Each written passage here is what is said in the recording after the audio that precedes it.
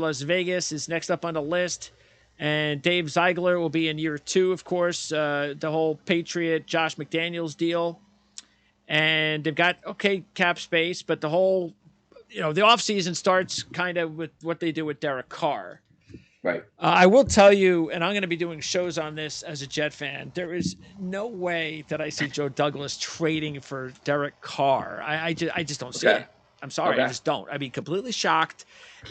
I've been compatico with everything that Douglas has pretty much been on. Remember, we talked about the whole Zach Wilson thing right after the Patriot game when everybody thought he was gone. You even asked me.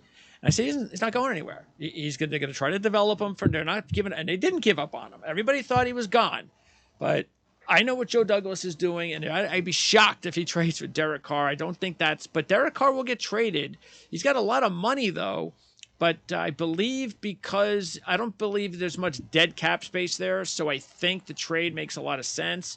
I think they need to do it soon, though. I think it needs to be done before March. I think there's I thought I saw a February 15th date. Oh, really? That he's got some money coming to him on that day. So I think that move's going to be pretty quick. Okay. What ends up happening, I mean, no question he gets traded, right? I mean, it's or released if there's going to be a big enough market for him that I think I'll be really interested to see what that market is, though. Like, what does he actually get traded for?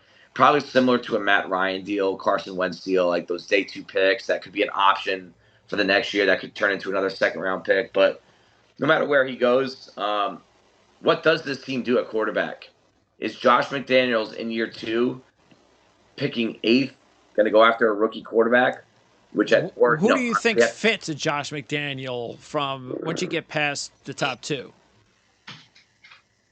Will Levis would be my pick for who I think fits their best, but I think they're going to try to make a bigger splash in the trade market. If there's a team that's going to make another big trade like they did for Devontae Adams last year, and that's a part of the equation. So you're thinking along the lines again of Lamar Jackson, Aaron Rodgers, Tom Brady if he doesn't want to retire. Tom Brady.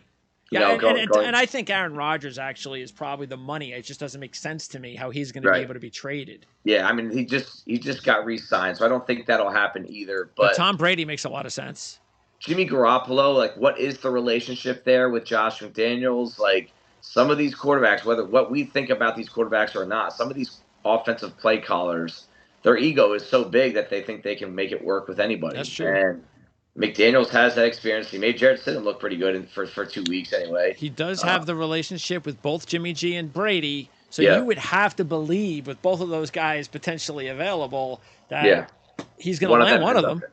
One of them ends up there is my prediction. So, again, I wrote quarterback as their top draft need. They have to resign Jacobs. Do you think they're going to resign him? That's a tough call. All pro Josh Jacobs. He's a beast. He's gun to my head. McDaniels likes the running game. He values the running back position. New England always did too. I think they re-sign him and try to get a little bit of a bargain deal with Jimmy G at quarterback. But, if you want to look beyond the quarterback position, I think they've been a mess in the secondary.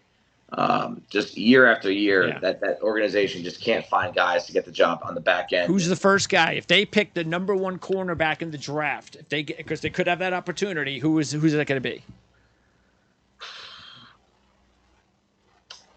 Gun to my head, I think it's going to be Joey Porter or Kelly Ringo from Georgia. I still need to do a little bit more work on both of those guys. But it's one or the other. I think so. I talked to someone last week that thinks that Devin Witherspoon from Illinois has a shot at being the top corner. Oh, that's crazy. I don't know if that's a little aggressive. I have him, I think, stacked around like 25 on my top 96 overall, if I remember correctly. I think there's a bigger shot physically of Christian Gonzalez being the top corner. If you're going to pick someone that's not one of those top 2 guys, I think Christian Gonzalez is going to be picked ahead of Devin Witherspoon. But if you're asking me right now, before I do my deep dive on the corners, I think it's going to be Ringo or Porter. It does sound like something the Raiders organization would do, though. Yeah, just completely out of the blue. Draft Alex Leatherwood in the first round. It's like go with one of those other guys that nobody's expecting. Yeah. But look, that could happen. That could definitely. And they also need to find another potential safety because Harmon. Who knows where he's going? He is getting older. Hopefully, if you're a Raider fan, they can re-sign him for another year cheaply. Yep. because Morig kind of struggled He last did. year, He but had I a would rough expect him year. to be okay. Yep. Here's another way of thinking about it too, that you could take the corner out of it. I believe Brian Branch is going to be the first defensive player taken outside of Will Carter and Will Anderson and Jalen Carter. And if he is available at number 8 overall and the Raiders go elsewhere, I think Branch could be that guy. And I love the fit because he can play everywhere. And he can play nickel, he can play safety, he can play outside corner. That makes more So sense. that makes a Because little he's bit more sense. clearly better. And I think you're saying this. He's clearly better. There's a gap between Branch and who that number 1 cornerback is right now. Yes, that's what I think. That's where I think it's the defensive players are Carter, Anderson, Branch, and then you have a cluster of guys. Yeah, so that makes more sense than to go after one of those other corners. Just go with Branch. Yep. All right, that makes sense. They also have to re-sign Perryman at middle linebacker, so they got to figure that out. He's an okay player, and he'd be fine to bring him back. They need outside linebackers though, but they can figure that later on. And they do need an impact defensive tackle. Now, I guess they're hoping the 2 late guys last year, Butler and Farrell, will eventually be those guys, but they didn't really show much this season. So yeah, it was a rough year for the rookie D tackles. There wasn't really a lot of impact at that position league wide. But even if you do like Butler and Farrell, I don't know if they bring a pass rush to the table.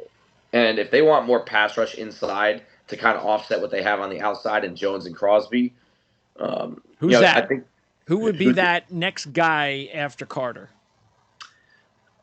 Breesy from Clemson.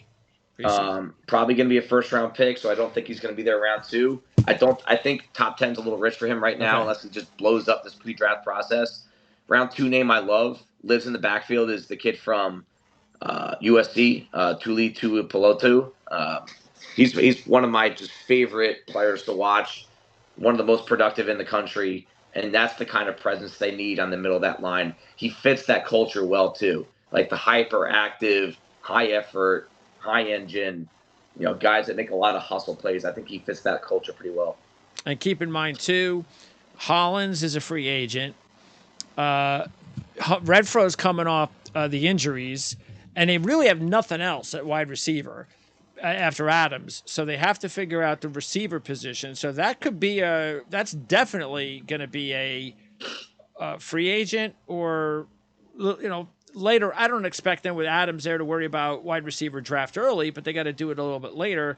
Yep. And then also they have to re-sign Moreau because you're looking at Darren Waller's coming off an injury kind of plagued season. Moreau is the guy who was really the starter for most of the season, and he's a free agent. I'm a huge Moreau guy. If I'm an NFL GM that needs a tight end, I'm on that. He's one of my first phone calls. So you think he could blossom somewhere else? Oh, yeah. I think he's probably one of the best blocking tight ends in the NFL, bar none. And then we've seen his skill set as a receiver grow. Monster after the catch, has all the size, trustworthy player. I think the price tag for Las Vegas to keep him is going to be very big. So they probably won't be able to re-sign him. I have a feeling he'll be playing elsewhere. Okay. And so that gives them a tight end need as well. Yes, and then also they have to do something. They had good play at the tight end spot, at the offensive tackle spots. Even Munford looks like he's a player to keep an eye on. Parham, okay, he's going to have his second year next year. I think they can live with James at center, but they have a big hole at right guard. Yep. If there's one area where I could see them spending in free agency, that's where I think they go. But yeah, if they end up after free agency with the same names on this depth chart, you'll see them draft someone. I would say with one of the first 3 or 4 picks.